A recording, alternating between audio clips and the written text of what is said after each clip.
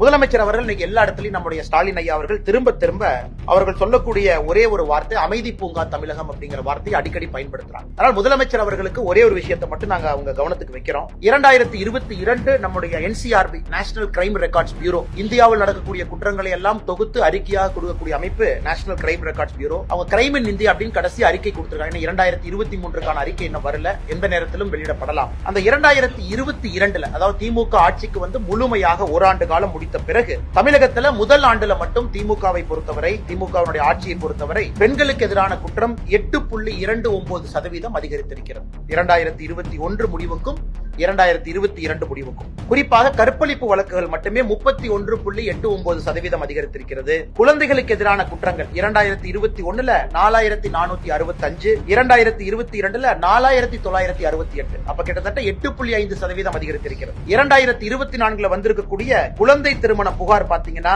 2023 பார்க்கும் பொழுது 2024 55.6% அதிகரித்திருக்கிறது. முதலமைச்சர் அவர்கள் இந்த ஆய்வறிக்கையை மறுக்கலாம், முதலமைச்சர் அவர்கள் வந்து தமிழகம் அமைதி பூங்கான்னு சொல்லலாம். ஆனா NCRBயை பொறுத்தவரை தமிழக காவல்துறை புகார பதிவு செய்யற டேட்டால இருந்து எடுத்து FIR இருந்து எடுத்து அதை வந்து எல்லா மாநிலத்துக்கும் அனுப்புறாங்க. அதனால் திமுக ஆட்சிக்கு வந்து முதல் ஆண்டுல இருந்து இந்த 2023க்கான ஆய்வறிக்கை வரும், இன்னும் சில மாதங்கள்ல வர இருக்கு. அன்னைக்கும் பத்திரிகை நண்பர்கள் நாங்க சொல்லத்தான் போறோம். திமுக வந்த பிறகு பெண்களுக்கு எதிராக, குழந்தைகளுக்கு எதிராக குற்றங்கள் எந்த அளவுக்கு அதிகரித்தது.